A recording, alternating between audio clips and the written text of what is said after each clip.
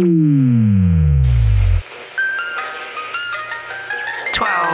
71, 77, 89. Shelter, drain, ruins. Shelter, drain, ruins. Transmissions from the void. Begin.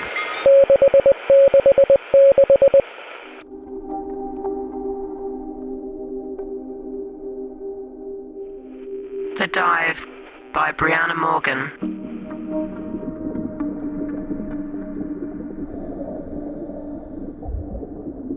Clive Mitchell swam toward the surface of the water, every kick taking him higher and higher until his head broke the surface. His lungs stung and his throat burned like hellfire, but it was over. He'd done what he'd come to do, and the boat floated only a few meters away. Strong arms dragged him out of the water and onto the deck. Gravity, and his wetsuit, put a strain on his already worn-out frame. He wanted to sleep forever. Well, more than anything, he wanted to cry. One hell of a dive, Harry. But did you find it? Of course. It's in the box. Harry unclips the small pelican case from around Clive's neck and unsnaps the clasps. Inside is a small black box. What do you think, Harry? Is it even in there? Of course it's bloody in there. What else would it be? Harry cradled the box to his chest like an infant. And you're sure it's hers? Has to be. You think someone else would have dropped that in the ocean? Could have. No way. Well, it's possible. Clive suddenly felt sick to his stomach. He snatched the box from his brother's hand. Its weight soothed him. Don't be difficult, Harry. No one likes a victim. We both lost something that day. You have got to be kidding me. My girlfriend, Harry. Remember my girlfriend? Your girlfriend. I lost my son and the mother of my child. Clive shook his head. He reached up and pulled down the wetsuit zipper, then tugged the wet neoprene away from his skin. The air was cold. A silence hung between the two men. I'm sorry, that was a low blow. I shouldn't have said that. Just don't. Don't bother. We both have baggage, all right? Let's leave it at that. Clive nodded and for a moment played with the silver chain around his neck. I didn't even think I'd find it. It's so fucking murky down there, Harry. I was halfway to the bottom and it was so dark I didn't think I'd find anything. I had to scrape around in the sand for 10 bloody minutes. Then I turned around and it was just wedged up in the coral, just sitting there, lit up by a patch of sunlight, like it was waiting for me. Clive trailed off and looked out at the ocean. All Harry could hear was the waves and the coming storm, but Clive was far away. He could hear the squealing of brakes, the crunch of metal, of glass and bone. Did you go and see the car after it was all over? Harry nods. I had to. I thought it would be worse somehow. It was mangled, but I could still recognise what it was. Not like... Don't you fucking dare say it. Clive shook his head. Sorry. I don't know what I was thinking. It's all right. We both said a lot of things that we can't take back. I always hate myself afterward, but I still do it. I can't stop thinking about it. If Georgia hadn't divorced you, if I hadn't started dating her, if I'd just called them a bloody cab. It isn't your fault, Clive. You know it isn't. Clive sniffed and slipped his fingers into the lip at the front of the box. I'm going to open this thing. Yeah, let's do it. Do you want to open it? No, I don't think I can. Sure. An uncomfortable silence swallowed the boat, as though the ocean and the seagulls no longer existed. The discarded wetsuit squished as Clive kneeled on it. He didn't trust himself to stand. Next, he used his nails to pry open the box and then peered anxiously inside. Clive! Clive didn't respond. Clive! What's the matter? Harry, it's not in here. What do you mean? The necklace. It's missing. Harry staggered backward like he'd been shot, stumbling over the discarded wetsuit. Then, in an instant, he was standing in front of Clive, looking angrier than Clive had ever seen him. Where did you put it? What do you mean, where I put it? The necklace. Where is it? Clive suddenly realized he was in trouble. His adoptive brother had always been the mild-mannered of the two of them, except when Georgia was involved. When Georgia and Clive were in bed together, she used to complain about how Harry was too soft-hearted, too meek. Clive never said anything, of course. He knew his brother loved her so much he'd given over too much of himself. But he also knew how just the mention of George's name in another man's mouth could turn his brother's heart to steel. Take a deep breath, Harry. How was I supposed to know the necklace wouldn't be in there? You're the one that brought it up. You're the one who touched it. I didn't bloody take it out, if that's what you're implying. I'm not implying anything. I didn't touch the bloody necklace. It sure as hell didn't swim. I didn't take it. Either someone found it first, we've got the wrong box, or there was never any necklace to begin with. It was there. You can't say it wasn't there. Harry paced the deck of the boat, his hands shoved deep into his pockets. The note gave us exact coordinates. It had to have been here. In an instant, Harry was in Clive's face, gripping his forearms hard enough to leave bruises. Clive could smell the beer on his breath. You told me it was in there. I didn't take the necklace. Harry hauled off and punched Clive square in the face. The smaller man's nose split and blood streamed. His eyes watered. What the hell are you doing? Harry's face was twisted with rage. Where the hell is the necklace? I don't know. I told you. I have no idea. And you didn't have to punch me in the bloody face, for God's sakes. He clapped a hand over his broken nose and winced at the knife edge of pain that stabbed him between the eyes. Damn it. The pain on his brother's face deflated Harry's rage. Is it broken? Feels like it. Harry sat behind the wheel, his face in his hands. Clive probed at his nose, winced, and sat on the padded bench. Waves lapped against the hull, rocking the boat from side to side. Above, the bruised sky promised rain. It was risky to be this far out in such a small boat with a storm coming, but they had thought it worth the risk. Now, Clive wasn't so sure. Thunder rumbled in the distance. Shit. We should head back. Try and beat the rain. We already can't beat it. No, but maybe we can dock before the worst of it sets in. Harry dropped his hands away from his face. I'm not going anywhere until we find that necklace. Clive winced again. It's gone, mate. We've been over this. The box was shut tight. There's no way. The note. It told us. The note didn't mention the necklace. He tried to wipe the blood from his mouth, but the wind had dried most of it, leaving his upper lip sticky. Clive idly thought it would take warm water to get it clean. Soap and warm water. But they were so far from land it would be hours before he got a chance to wash the blood from his face. Maybe the rain would do it for him. The rain. A few fat droplets spattered on Clive's thigh. Harry lifted his head to the sky, his frown deepening. Harry, we should go. But Harry stayed silent, now staring at his hands. The wheels were clearly turning in his head, but Clive already knew what he was going to say. It was supposed to be here. The note said, buried treasure. Buried treasure. Heart's desire. Like Harry, he had read the note so many times he'd memorized it. All the sloping lines in George's neat handwriting. He'd felt her in the ink, in the movements of the pen on the paper. For a minute, it was enough to make him forget she wasn't coming back. It was enough to make him forget Jasper and, to some extent, Harry. But then it all came flooding back.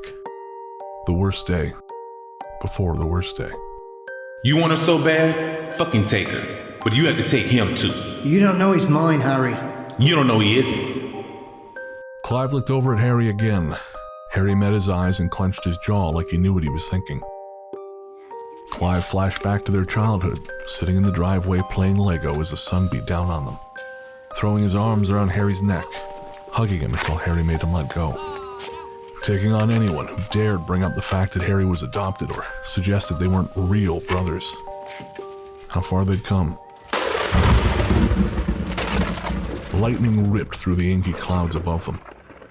Fatter raindrops fell now, wetting the back of Clive's neck and pooling in his hair. Salt water stung his eyes, and he wasn't sure if it was tears or the ocean.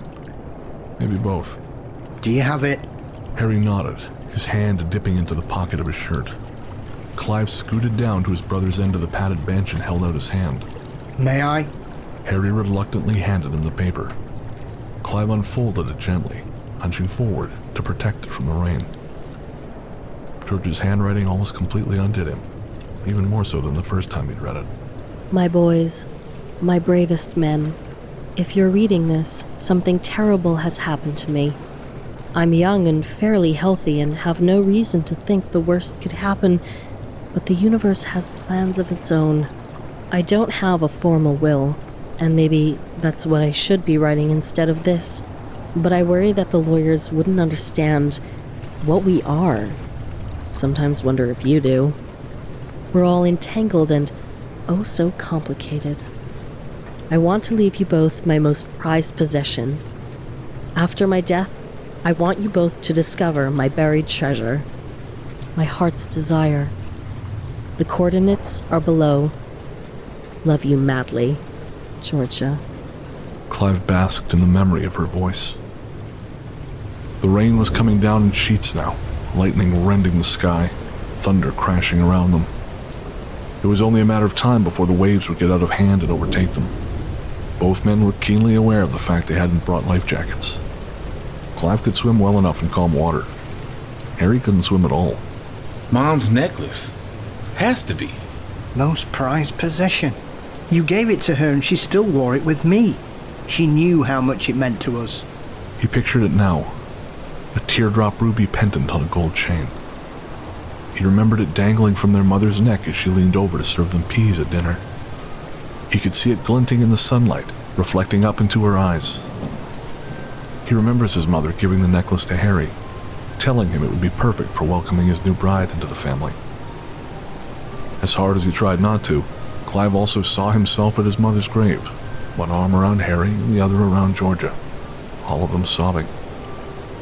Georgia had been so thrilled to see the two of them together, even then, even though she and Harry had split and she was with Clive. It was never about the necklace. Harry was shielding his eyes from the rain, but it wasn't doing him much good. What are you talking about? Harry, she was buried with the necklace. I don't even think it was ever in that box. It was a closed casket. I couldn't look. She was buried with it. I remember now. I had to bring it to the funeral home. It took me ages to find it. Jesus, we are thick. I still don't get it. Her heart's desire wasn't the necklace, Harry. She wanted us to be together. But the box was there. What was the box doing there if not for the necklace? Bloody coincidence, I don't know. Exactly where she said it would be? I don't fucking know. I don't believe in coincidence. You don't believe in anything. I had to drag your ass out here with me, and now it's fucking storming and you don't want to go back. It's too late to go back. You think I don't know that? It's been too late to go back for a long time now. No, you don't get to do that. You said I like to play the victim. You son of a bitch, you stole my wife and my son. And the whole fucking time, I saw it coming and couldn't say anything because I just wanted to keep loving you both so much. All I wanted is for it to be like it was. Even after she left, I would have given fucking anything to be part of what you had. But no, suddenly you were a perfect little family unit and I was alone. Do you have any idea what that feels like? To have your family abandon you a second time? It felt like a fucking judgment, Clive. Like I deserved it. Harry, you didn't deserve it. Then why did you do it? Why did she? I hated you both so much. Then they were gone. And the one person I had left in this world was the one person I couldn't stand to look at. Harry. I came out here to kill you, Clive. Didn't you know that? I didn't care about the necklace. Not really. I came out here to kill you. Then maybe myself. I hadn't decided yet. The men fell silent as around them the sea raged. The boat wasn't much more than a dinghy and not meant to be this far out from shore, let alone in a storm of this size. Already water was pooling in puddles on the deck.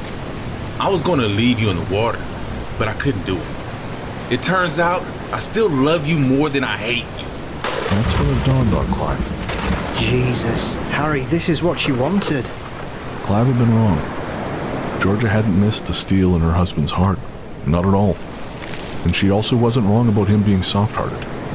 She knew hatred would get him out on the boat, but that love would stop him from doing what he'd come to do. But why would she send them so far out when she knew their only boat was... Buried treasure, heart's desire. I don't get it. She wanted us to be together, Harry. All of us. Harry's eyes widened as he finally understood what her note had asked of them. Why they were alone, together, in a storm they couldn't possibly survive. More lightning came, more thunder, more rain, but none of it mattered anymore. They were going to die out here. Harry got up from behind the wheel, his shoes making him slide before catching himself.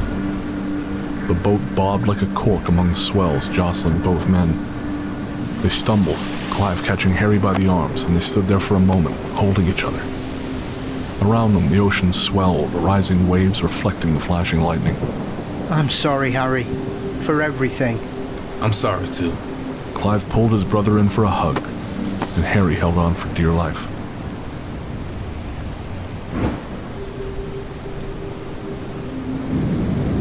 The two were still locked in an embrace when a wave capsized their boat, plunging both men into the sea.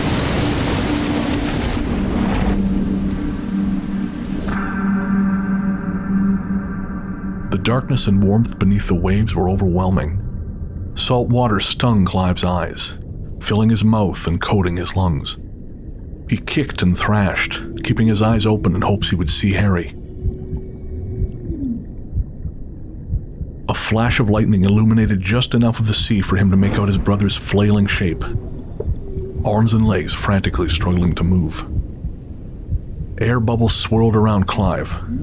His body spasmed. His throat seized and his jaw dropped open, still inhaling seawater. Harry was closer to him now, his eyes bulging. His arms reach out for Clive, as if to help him, but there's no help down here. Clive's lungs begin to burn, then numbness sets in. Adrenaline fades, the blood cooling in his veins. His lungs now fully saturated with seawater, he settles. He stops thrashing. Above them, the storm still raged, but it was no longer their concern. The last thing Clive would see in this life was Harry's lifeless face, bubbles streaming from his mouth towards the water's restless surface as both men sank into the void below.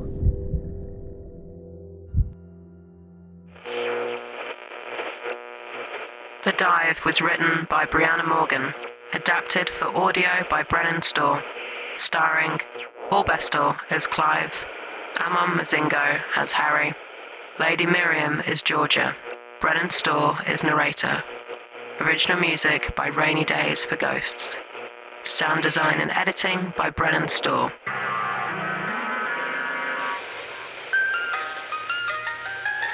"12, 71, 77, 89.